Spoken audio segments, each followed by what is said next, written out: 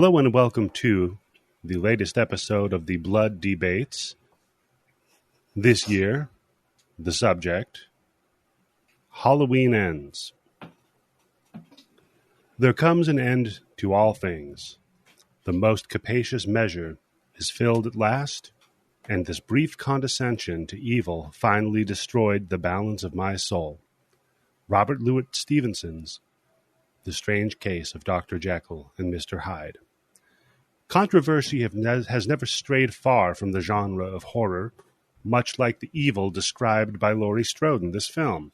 It exists both from outsiders, critical of horror's influence and creative influence on the creative value in society, demonizing its fans and creators as a blight on our culture. And on the inside, as an infection rotting away at its fertile creative core, both gatekeeping and treating every shred of content as if it's your favorite child, no matter how problematic or intellectually bankrupt. Today we discuss the latter of these evils, the internal struggle in the shape of the latest entry of the venerable franchise, Halloween. In its defense, alleged comic book writer of Susie Frankenstein, White Picket Fences, and Kung Fu Panda, here to bring the Illinois' Matt Anderson. Thank you for having me. And in this quarter, the Bloody Bits Horror Show's own Statler and Waldorf, critical of the film. His inimitable irreverence, Tim Yobo, and the outspoken iconoclastless Candice. Like that. I like to bring the Illinois too. That was he really put some work that. into this. That was good. Well, thank you. Did your wife write this? So I believe we should start, of course, with our opening statements. I am taking the liberty to flip a coin. I didn't roll any sort of an elaborate dice mechanism here to select that Matt. Oh, you, in fact, will be giving your opening statement first. Opening statements are 2 minutes by each side. Matt, you'll have the full 2. Candice, you and Tim will each have 1 minute. And we are going to be referring to you as Yobandis for the duration.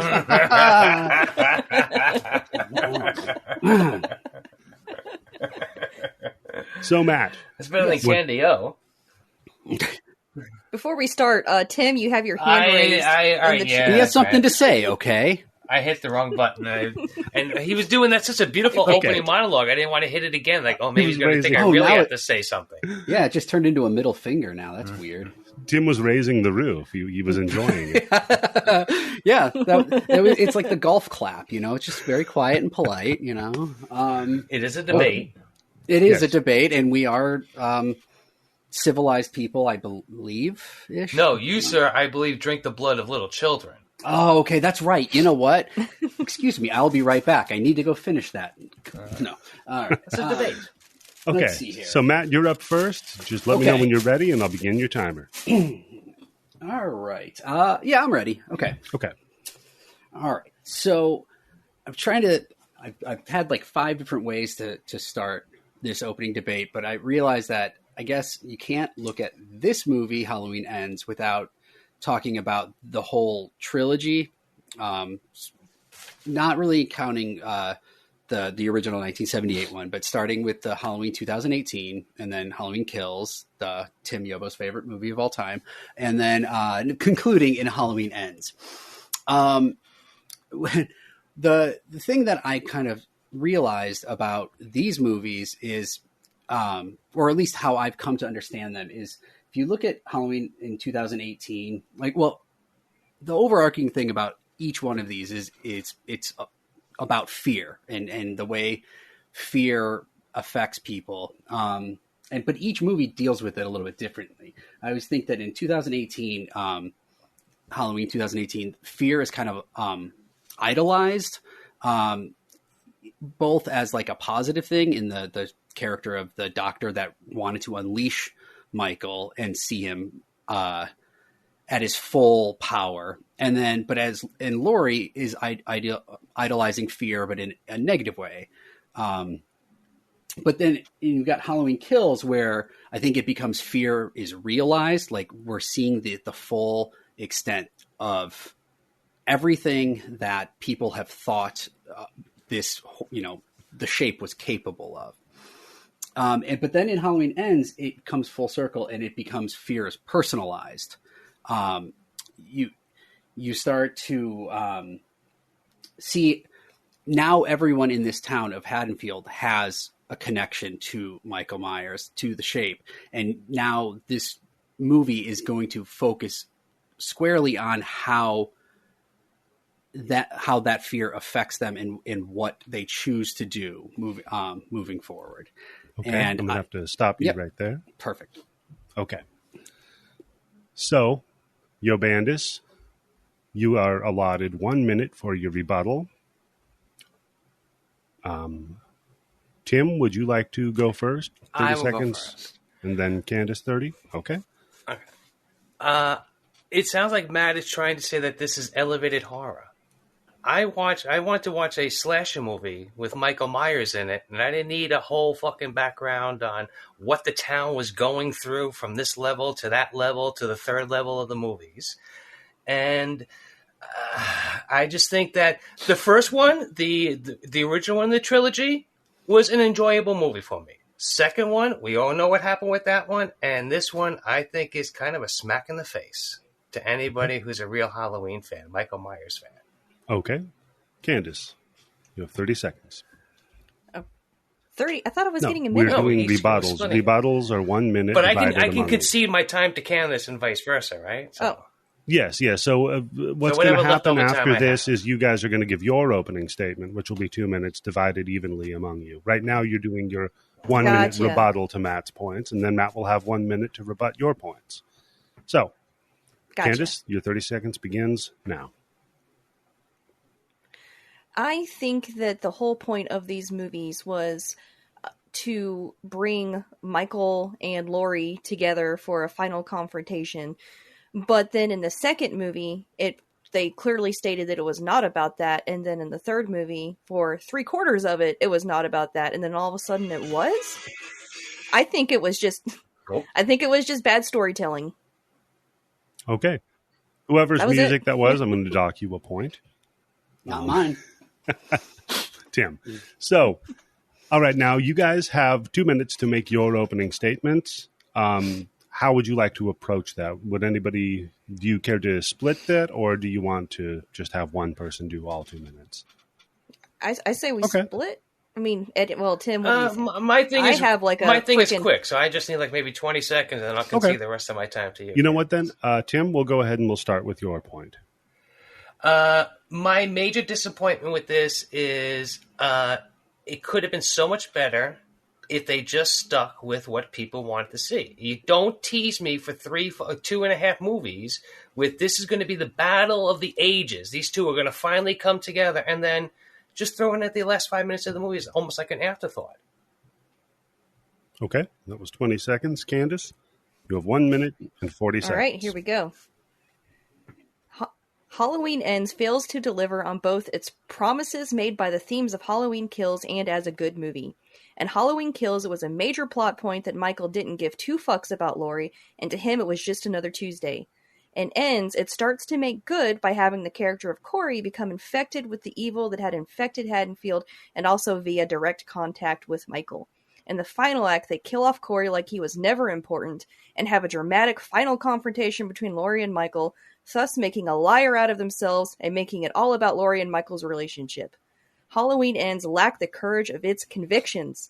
David Gordon Green promised this was going to be different, and the final fight between Laurie and Michael made it just like all the others. To kill off the best thing about Halloween Ends and pander to fans is a crime against cinema and the goodwill built by previous films. Also, Matt has a baby dick. It's a true story. It's like an acorn. Okay, I'm going to stop you there.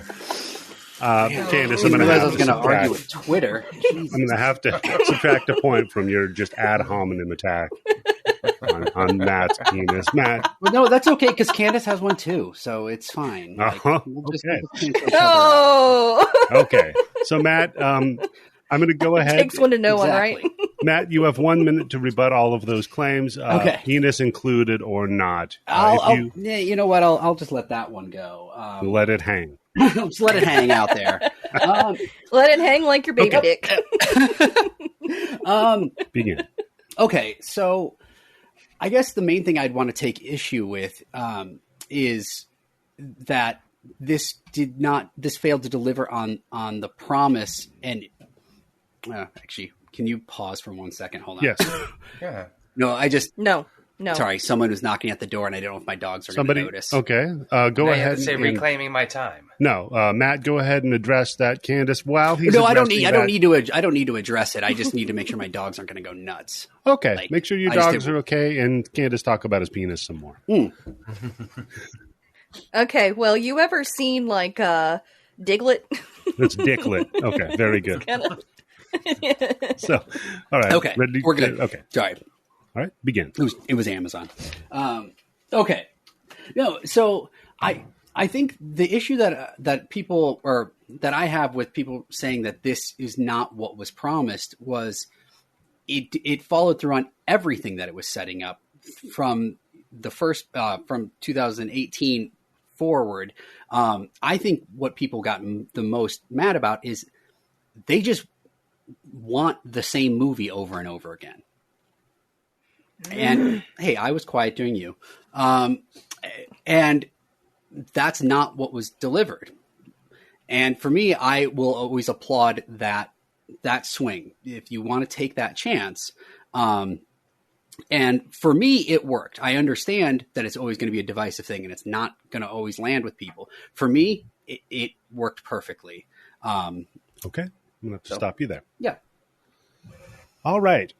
So now we're going to move on to questions for both parties. I'm dying here. I want to rebuttal his rebuttal. Well, it's You will okay. be I was able trying to to rebut a input. certain point of yours, and then I couldn't remember what you said. Well, no, wait, hold on. This is a debate. So he did say Candice's name. So by new debate rules, she can get a response back in, right? Tim, I don't know what you're Let me talking stare about. blankly. Hold on. I've just been watching a lot of Republican debates lately. Okay, well, Tim, that's invalid here. This is a bloody bits debate. Yes.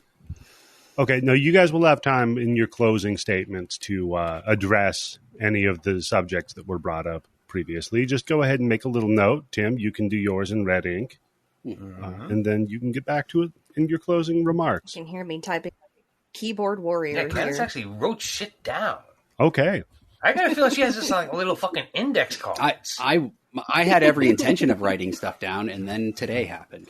So I'm going to flip a coin to determine who gets the first question. Then we're going to round robin them back and forth. Tim and Candice, I will address the question, and then you two determine who you want to answer it.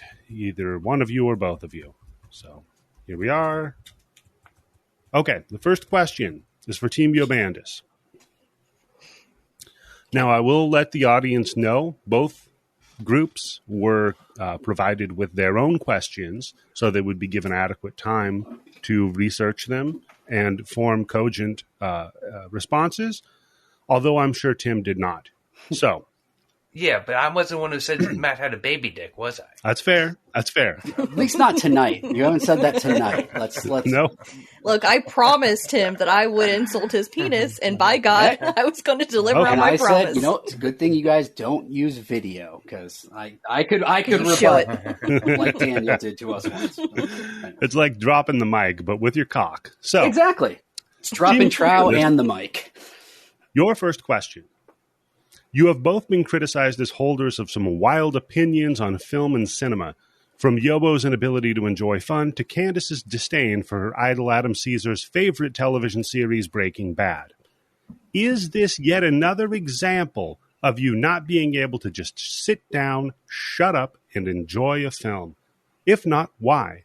Do you both feel that you are good faith representatives to defend the Halloween franchise? I want to go first. Yeah, I want to go first. Good. I went first last time, Candice. Yeah. Okay, let me get your All right. hold on. Let me get your timer set up here. I am going to give you. Do you first of all? Do you both want to address the question? Tim How long doesn't. do you have? Tim doesn't know. Well, no. I'm deferring to Candice. It's her turn to go first, so she can pick. It's probably going to take me 30 Okay. seconds. Okay. So yeah, 30 seconds each then. Candice, Okay. whenever you're ready. Okay, first off, I am not a Michael Myers fanboy. I liked the fact that they were going against the grain. I enjoyed that. I liked them flaunting it in fanboy spaces, saying, "You know what? There is no Michael Myers, and what is a fuck boy. No one cares about him."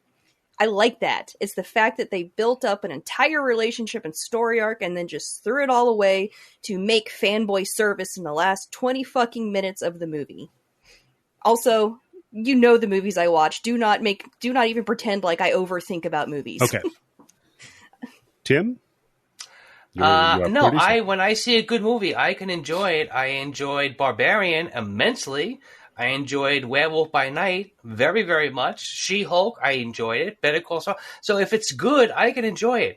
This just, and somebody who's a lifelong Michael Myers and Halloween fan, because Halloween 1 and 2 are still two of the best horror movies I've ever seen. It just didn't fit in with it. And like Candice said, you know what? If you're going to do this shit with Corey, go all the way with it. Don't fucking bitch out at the last fucking minute. Okay. Matt, you have 1 minute to rebut their answer. So what I'd say is, again, I think the main thing I take issue with is the idea that like they built up Corey and then only like to just prematurely end it and then deliver on fanboy service. Because again, the whole, I see that as Corey's story was finished. Like this was not ever meant to be a recurring character. They built the character that the story needed, and he served the dual purpose of showing how Michael's influence can spread, fear can spread, but so can it, the evil basically. And he also served the role to deliver Michael to the doorstep of Laurie, which again, as all of this trilogy has kind of told us, there needs to be intervention there. Michael is not seeking her. And in this case, she has seen the error of her ways in this movie and is not proactively seeking him. So he serves a very vital role that did not get cut short in any way. So, and then Okay. I'll just leave it there. Can I have a quick 10 seconds? The other thing, too, is that they built up with Laurie in the other two movies is how her whole life for the last, 30 or 40 fucking years has been built all around trauma and fucking fear of Michael Myers. The events of these two movies happen, and now she's Miss Lottie-Da just going to the supermarket and fucking making cookies. A little bit of a disservice to the character. Okay. It's like she did a 180 very quickly without any explanation. At least give me a line where she's been in therapy all this time There is Okay, instead of writing a book. there is Matt? a line. Matt, your response. Yeah, there's a line about Yep, how okay. how she wants Corey to see her the therapist that she had seen because they really helped. So there is a line. I don't know. Okay. And I will say this also, her plan didn't work. Arguably it made everything worse. So if she was still being that character from 2018 in Kills, then that would be a bigger disservice because that's a character that's not intelligent enough to see that now things have to change. And her granddaughter lost both of her parents. She needs to be steady and rock solid and not live like she was. Okay, Matt, I'm going to have to interrupt you. We gave Tim 10. I gave you a few. So Okay. we're being a little free-spirited here with this debate. But It's like a debate, Yes. right? Come on. okay. So now the next question is for you, Matt. Yeah. Now, Matt, you have been criticized as just loving anything with the title Halloween, Fair enough. as well as being an ardent defender of the mediocre. Yes. That's Is true this an example of your die-hard fanboyism, or do you believe this film stands on its own merit? You have 1 minute. Begin. Okay. So let me take that last part first and say on its own merit. Yes, I do. Although again, I still think it needs to be seen as a concluding chapter of a trilogy. So whether that's its own merit or not, I guess can be debatable. As far as being a Halloween fanboy, yes, Michael Myers is, of the Freddy, Jason, Michael, kind of the three that are usually brought up together. I'm through and through a Michael Myers guy. That being said, I think there's more of them that I actively dislike than I actually like. I'm really highly critical of the series. There's going to be a podcast that comes out at the same day as this, where you can hear me talk for quite a while about how many wrong turns this series has made. So, and then as far as the last thing, the middle of the road, kind of mediocre entertainment, I'd say that's kind of my general feeling, that like there's just things to appreciate even when something is not a grand slam. That being said, I much prefer these kinds of things where they take big swings and they go for something that they know is going to be divisive, because I always think that's a more interesting movie. Okay.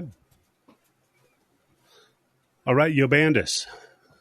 Your rebuttal. You have 1 minute. Who would like to go? Yeah, Candice. I don't have a rebuttal so much as I have because I didn't take issue with anything you said right there. I was just going to ask the question that Matt can then answer. Okay. When you talk about the Halloween franchise as a whole, do you include the Rob Zombie Halloween movies, and what are your feelings on them? Yeah, I include them just because there's so many different timelines anyways that there's no reason not to. That's kind of, they're not for me. I'll say that. I don't outright. There's swings and misses. Right, exactly. Those two movies. I don't outright dislike them. They're just, his approach to Michael and the Shape is not what I would go to a Halloween movie for. I don't want the over explanation. So at least on that first one, where that was a lot of kind of he really relied on the nature versus nurture stuff, that it didn't sit right with me. But again, I applaud that he took it and tried to make it his own. Well, that's a shitty answer. Yeah. Okay. That's fine. I have lots of shitty opinions. I just own it. Excellent. So then, Team Yobandis, your next question is for you. Now, defenders of this film often claim that it is more about the town of Haddonfield rather than the characters in it. It builds a lived-in atmosphere similar to a Stephen King novel, who has also been criticized for his inability to end a story. How would you respond to that defense? If this were simply titled Haddonfield rather than Halloween Ends, would that change your feelings? You have 1 minute. Who would like Who's going to? first, Candice? Yeah, I was going to say, Tim, do you want to take this one? All You right, should I'll take the go last first. one first. Okay. This was not billed as a slasher, a trilogy that was finally wrapping up, something that started in 1978 and was going to finally be ending. I don't know. I'm just expecting to see a little bit more Michael Myers and a little bit less of our town. I don't care about these fucking people in the stories. These aren't the main fucking characters that we've been following since 1978. And like I said, and the major disappointment I have with this is all the other Halloween movies that sucked, except for like the first two that you could all say up from Halloween 3, if people like that now, Halloween 4, all the way to the zombie movies, is none of them had the budget or the talent supposedly behind it like these movies did, especially this last one. And for them to do this, I don't know, it's just a disappointment. Candice, you have 20 seconds remaining on the clock if you would like to add to that. Okay, you cannot make a good story based on just the character of the town itself. There needs to be characters that the audience can anchor themselves to and become invested in, or else you are just seeing flickering lights on a screen and not truly enjoying a film. While the setting can impart a sense of time and place to build atmosphere, the onus is on the writers to make characters for the audience to actually care about. I cared about Corey. I wanted to see him become the next Michael Myers, and they fucking slew him, just offhandedly, just had him kill himself like a fucking wimp. Okay. I'm angry about that. Okay. Like an I love your hackles being up in this. This is wonderful. Matt. Yes. Those were some strong words that were said by some people on a podcast. Matt, you have 1 minute to rebut those points. First of all, Michael killed Corey. Corey injured himself, but he was still alive. So it was Michael. Well, he tried to kill himself. Candice, shut up. Oh, I'm sorry. Sure. I'm sorry. I'm sorry. in his attempt, again, that was going to be his legacy. That was his culminating the arc, which was drawing that dividing, keeping Allison separate from her grandmother, keeping her forever. Now, as far as to go back to, you want to see with what Tim was saying about seeing more Michael, if you compare this to 1978, Michael has 30 seconds less screen time in Halloween Ends than he does in Carpenter's original. Wasn't getting bitch smacked in the original. Tim, shut up. Go ahead. Movies change, the stories evolve. But that is, for people to say that there was nothing to anchor, or for Candice saying there was no one to anchor to, when it's also just about the town. Again, I think that's a situation where your mileage is going to vary. But for me, like I got very invested in the idea of what Haddonfield as a town went through, and then seeing it filtered through these different, like Corey's arc and Laurie's arc and Allison's arc. So, Okay. I have to stop you there. Yep. Okay, Matt. Yes. Speaking of Corey, Yep. much of the criticism of this film involves the role of Corey. It has been compared to Nightmare on Elm Street 2 for its sharp 180-degree turn from the formula as the end of a trilogy. Mm-hmm. Do you feel this was a good decision? And why or why not? You have 1 minute. Okay. Yeah, I obviously I feel like this was a good decision. I wanted to see them take this in a different direction. And I thought it was very important. Corey became very important also to help bring Laurie's character full circle, because what she's given in this movie is almost the chance to be Loomis. Laurie met Michael when Michael was fully formed evil. She never saw the before stuff, and we didn't either. But Loomis would always talk about it, how he would spend all that time trying to reach him before he decided he needed to put a stop to him.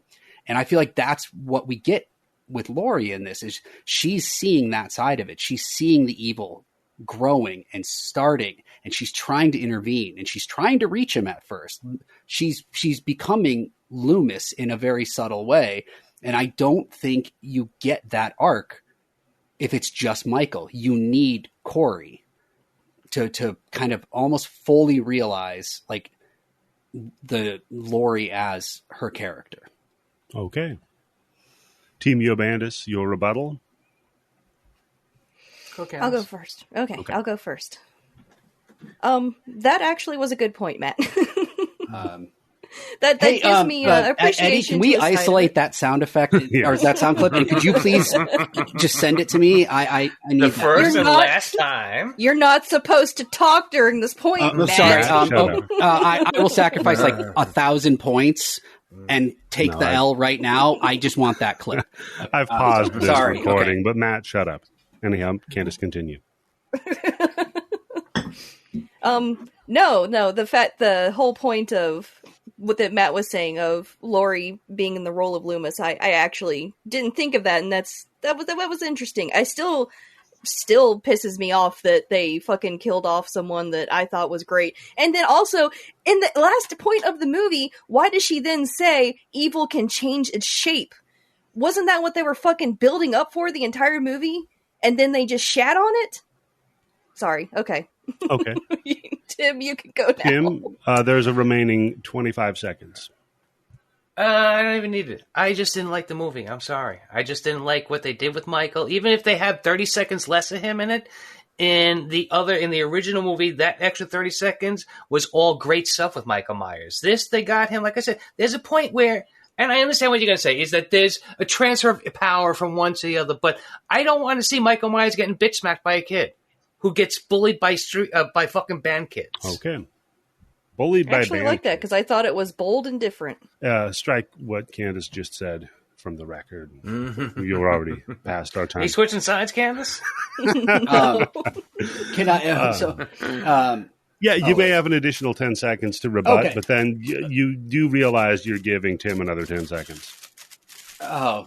I'll let Matt have the last. Okay, Matt. Well, I just to one thing to what each of you said is evil did change shape. That was the whole point of the movie.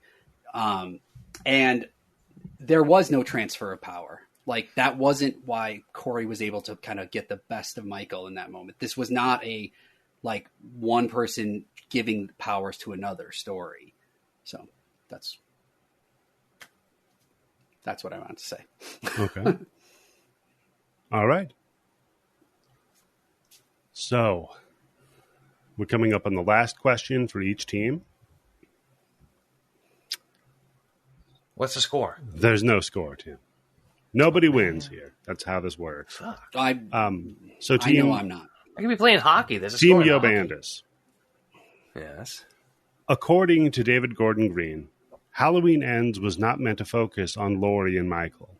He wanted to do what no one else would do, make it a love story, as well as focus on what happens when a community neglects the well-being of their own and what that can unleash on themselves. Did the film accomplish that, and was that a good choice of direction? Who would like to go first? Real quick, I'm calling bullshit on that because weren't they doing the time jump from the last movie to work the pandemic into the whole story? And there was nothing in in this movie about the pandemic. I think they kind of paced themselves into a quarter. I don't see how he could go to a studio and go, here's my layout for the next 3 movies, and the last movie is going to have almost nothing at all to do with Michael Myers. And they go, okay, here's a ton of money. Go make the movie. End of point. Okay, Candice, you have 35 seconds, or 37 seconds. Okay. David Gordon Green absolutely made it about Laurie and Michael in the end, and that's why I'm so mad. Again, he pandered to the Michael fanboys in the end, and he ended up pissing off not only the people like myself who wanted something daring and different, but also made Michael Myers fanboys mad because Michael was such a pussy in this movie. David Gordon Green failed on every promise he made. This movie, I loved the whole mirroring of, okay, the granddaughter is mirroring this it's a more romantic relationship, but she still has this relationship with this Michael Myers stand-in. And I liked seeing how this was going to play out if in the future and different circumstances, what was going to happen. I was invested in this. And then it just fell back into the same old thing.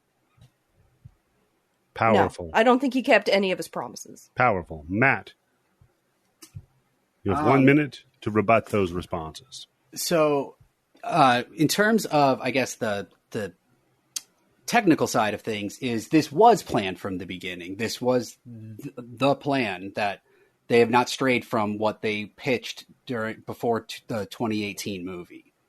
So, that's to Tim's point that, like, there was never a plan to make the pandemic a plot point. It was just meant to, be a different starting point to, I guess, just pick up a story, a couple of years later as just any sequel would.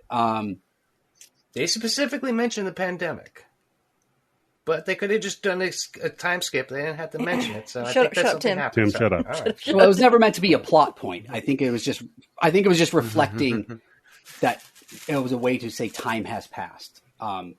But again, I would say really quick to the thing about pandering to the fanboys is this is all telling one story. Like, it's called Halloween Ends.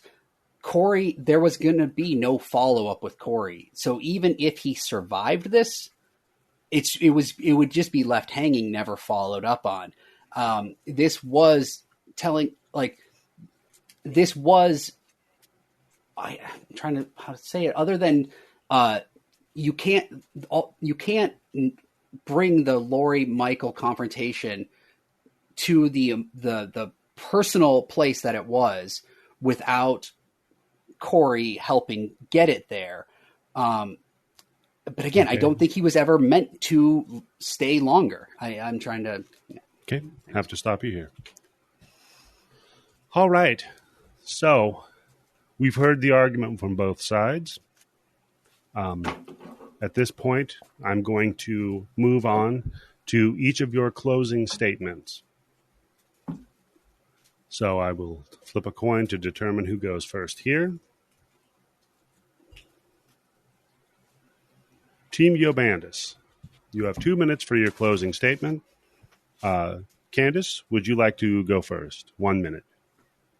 Okay. I didn't actually write a formal statement for my closing statement. That's probably smart. It's better to probably listen to what your opponent says and then use your minute to rebut it rather than preparing it. You paused when you started preaching at me, right? That's fun. Not real. No. okay. This is my closing statement. No, of course, I haven't started your timer yet, Candice. And I'm gonna use the last question you sent me, Eddie, as to say my closing statement. Okay. So we're breaking all the rules. Okay. So, Candice, please, you have 1 minute. The whole, what I felt while I was viewing it was that, why can I fucking remember her name? The granddaughter, Allison, Allison and her relationship with Corey was kind of a mirror of the Laurie and Michael's relationship, and whether or not, is evil going to win at the end of the day, or is good going to win at the end of the day, and she's going to somehow, kind of save him. I mean, he's fucked because he's already killed a shit ton of people, but, morally, would he be saved? Have some kind of redemption at the end? Never fucking happened, and I felt like it was a waste. I felt like it was a waste of an opportunity to actually do something daring and different. That was my argument. Okay. So, Matt, you did notice I kind of glossed over your last question because that's okay. You did kind of address it a little bit, but just for the sake of the debate, your last question, I'll read it out for you, and then we'll go ahead and just give you your full 2 minutes, and we'll close on Tim Yobo's last minute. Okay. So the question that I had posed to Matt, and again, I feel like you kind of addressed it actually in the last question, which is interesting. Oh, okay. I have a very specific answer for this one. Oh, okay. Well, perfect then. I'll let you answer this question, then we'll get to your closing statements at the end of that. So we'll give you 3 minutes total for that. So the last question was going to be, Michael was largely represented as an old, feeble man living in the sewers, propped up and puppeted by Corey, manipulated and ultimately destroyed unesthetically in a Fargo-esque chipper. Was this the send-off that character deserved? So I'll give you 1 minute to address that question, and then, of course, your opponents will have a minute to address that, and then you can move on to your closing statement. So I would say the direct answer is yes. I think this is an ending that character deserves, especially in light of it being part of the trilogy. Again, Halloween Kills was, I think, referred to as like him as apex predator, right? That's the unstoppable force, but his unstoppable force is still housed in a body that ages. Like, that's still, like, while he may not feel pain, he can still be injured. So what I thought was really good about the way they ended this movie is showing that there would be a certain point where, while the evil that's in him may never go away, or as Laurie says, it will ultimately just change shape, you can bring finality to what is housing the evil. And by showing him kind of being dormant, much like he was for about 40 years, just behind bars, essentially. I mean, he was just doing the same thing. He was dormant. And the hows and whys, like why Michael goes through these things, are best kind of left unexplained. And I think Corey wasn't so much manipulating him or using him as much as just kind of they were feeding off of each other. Okay, and I'll pause you right here, just so we can give Tim a chance, because I feel like he's the one who's going to be chomping at the bit here. Tim, to rebut Matt's point on the feeble Michael Myers, you have 30 seconds. I think what they had to do with Michael Myers in this trilogy, if they were going to keep it in the timeline from the original movie, is they had to add some kind of supernatural shit. And they kind of hint at that throughout all the movies, but they never really go through with it too much. And look, how do you kill Michael Myers definitively, right? there's no easy way that everybody's going to be satisfied with it. But I just think that they like you said, they just didn't give him the send off that a character like that deserved. Okay. Being, like you said, an old man getting beat up and taken around and then just thrown into a chip. Okay, Candice, 30 seconds. I didn't plan on talking right now, so I was just gonna. Okay, you know what? Then I'll drinking? allow Matt. Then you may have your closing statement. 2 minutes now, if you would like. Okay. Okay. Yeah, sure. Okay. Let me see here.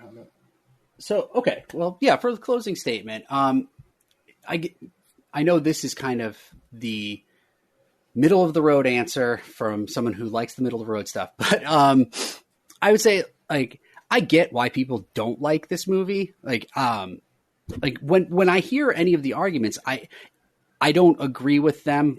But I don't necessarily, they don't strike me as like wrong necessarily. For me, there was something very satisfying with the way this concluded, this whole trilogy concluded, because it gave me something different, which, as Candice even says, like, that's great.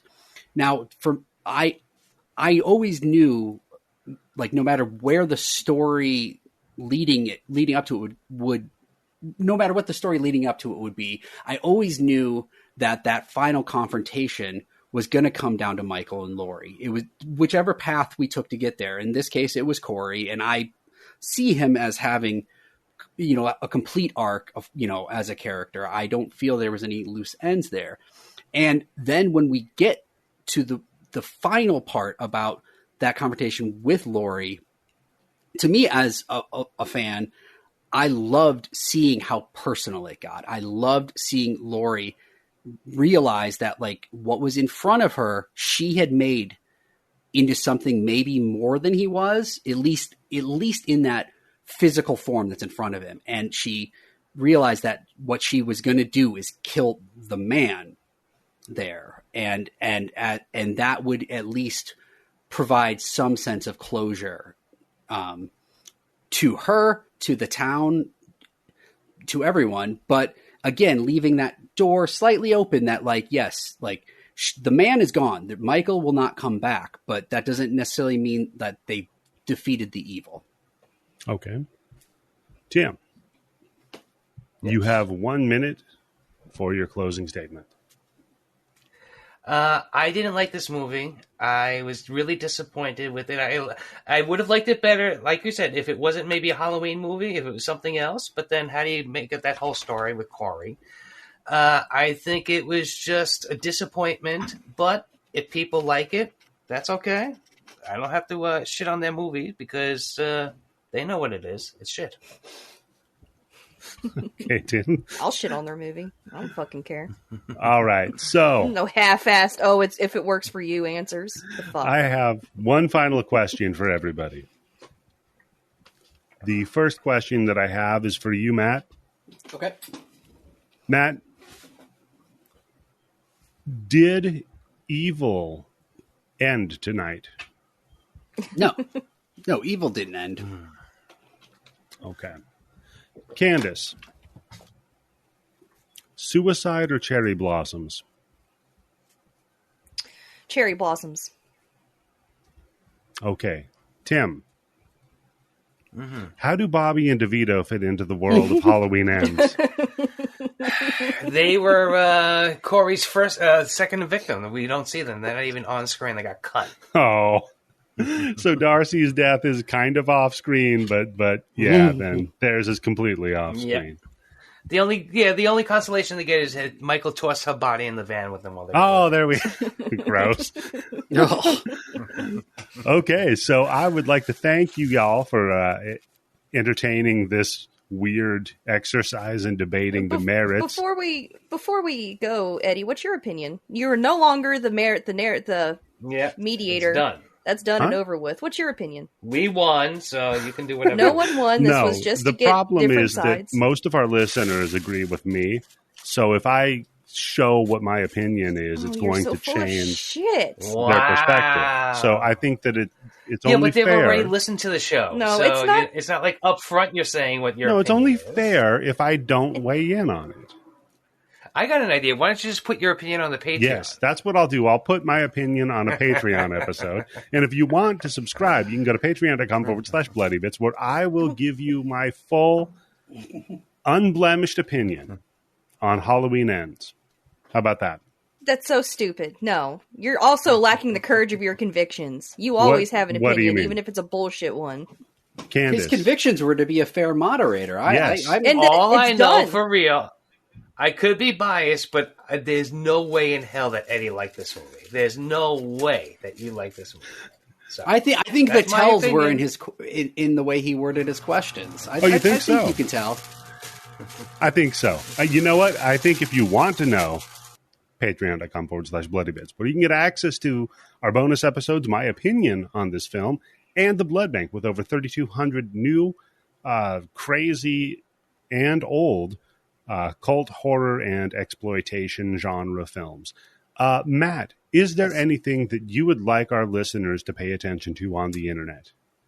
Yeah, I would say if you actually want to hear me still talk about the Halloween series, on Halloween this year, so in a couple days, well, actually probably the day you're listening to this, there's a podcast called Tentpole Trauma, and I am going to be on that with Bobby Trippett of The Grind Bin. I brought him along for an episode, and we talk extensively about Halloween, The Curse of Michael Myers, both versions, the producer's cut and theatrical cut. Interesting. It was a blast.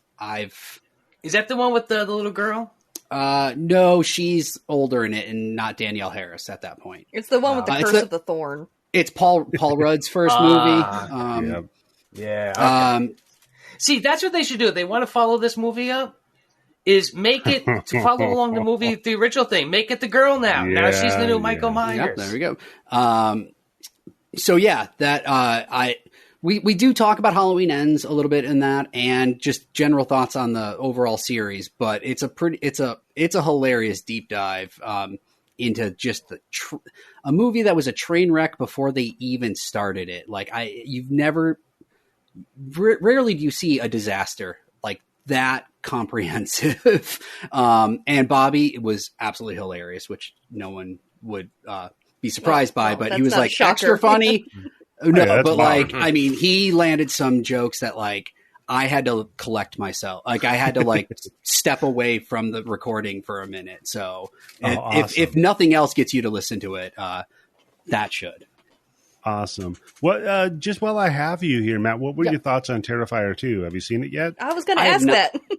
Yeah, no, I haven't seen it. Though what I will say, I applaud whoever in that, whether it was just the filmmakers or the marketing people that just pulled the William Castle style Yep. stuff, because no one was puking, no one was passing out. Like, it's such an old tactic that they just slipped in and made people. If you put bad butter on the popcorn, you can get people. The movie is not making people do that, and Well, Right. I mean, they were puking in the theater while that That's movie fair. was but what playing. I absolutely Loophole love Yobo. though is somehow like they took one of the oldest tricks in the book, which it's like that there's going to be nurses and like sign, and they made people think it's completely like a new thing. They made it work. I loved it. So yeah, for that alone, like I applaud that movie. I've not See, seen. it just goes to prove that young people are stupid. Right. Well, that's what I was really trying to say. Yeah. No, it just goes to prove there's nothing new under the sun, and we haven't changed, and we probably never will. No. So, Tim, what about you, my friend? Anything you want to plug? Well, I think that people should listen to our next episode that's going to be coming out next week. Oh, really? And what's that? Because there have actually been, while we are recording it, people were passing out and throwing up. That is if you listen to it, literally- it might give you a heart attack.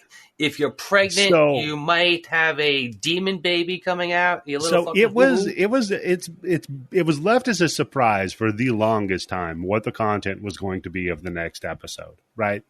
When I eventually revealed it to the guests, because they had no idea. The idea I thought was they picked it. no. No, I it's selected swap it. tempo. So no, there's no swapping October. on this one. Tim, this is my selection. There's no swap. Yeah. So initially it was going to be Shane and Terry. Shane dropped out Of after. course he did. Less news to Yeah. me. Then I reached out to longtime friend of the show, Daniel, Mr. Podcastio. He dropped out. Oh, What? Yes. I could only His classic. find. egg collection must have showed hard up. and soft. No, his friend got Spurs tickets for him. So I reached out to Nah, that's eggs. a mystery guest, a longtime friend of the show. That could be a lot of different people. Yes. Candice, what about you? Oh no, it's been quiet on the Candice front, and I'm All grateful quiet for that. on the Candice front. Even though you got your buddy Adam Caesar a film made, I heard. Oh my god! I was look saying. at that influencer. What an influencer we have on our show, folks. Hey, The Bloody Bits bump. that PR company I do reviews for was like, "Hello, influencer." Oh. Hello, Are hello. artist people like this, like directors and Yeah. screenwriters, all like superstitious? Maybe. Well, no, I he don't- probably had an NDA where he couldn't talk about the fact Right. that. Yeah, he probably knew about it already. He just couldn't say anything until they made the announcement that Adam Well, if Caesar's he's got clown an NDA, he can't say that you're lying. can he? Clown in the Cornfield is being made into a movie. Whoop whoop! And the director is going to be the director of Tucker and Dale versus Evil, which is so exciting because I love that movie. And if enough people tweet at Adam Caesar, if that's his right name, I think I get it right. Yeah. Maybe Candice can get a walk on. Oh, could we get Oh Candice shit! to If walk they on? film it in Missouri, oh my god! Holy shit! Candice. Yeah, everybody, let's do this. The only problem is, how would they see you over the corn? That's true. Yeah. I will put on the friendo mask. I'll be the silent killer because you can't see me. Oh, be like silent. If we She could just who silence walks her. under the stalks or under the rose. She who stalks behind the rose. So everybody, also feel free to weigh in on this one. Let everybody know who you thought won the debate. Right? Can I Come in- say who I thought won? No. Okay. No, because you'll probably say something like, "We all did." Nope. You know, No, I'm tell not- you. Can we have a vote? I'll tell you who I think won the debate, and that's the The listener. listeners. Oh my Listeners god! won the Fucking debate. god! Threw up in my mouth a little bit. That's you know what? That's almost as bad as I hope you find love. Ladies and gentlemen, this is how we end it. Goodbye.